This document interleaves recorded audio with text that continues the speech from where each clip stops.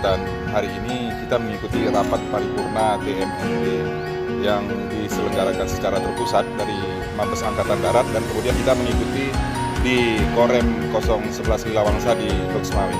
Jadi intinya bahwa pada tahun ini Kabupaten Aceh Tengah juga melaksanakan program TMMD yang direncanakan nanti akan dilaksanakan sekitar bulan Agustus sampai dengan bulan Oktober. Dan kemudian sasarannya adalah salah satu jalan di Kebuyang menuju ke Simelit di Kecamatan Ketol yang dengan panjang jalan, ruas jalan 4 km.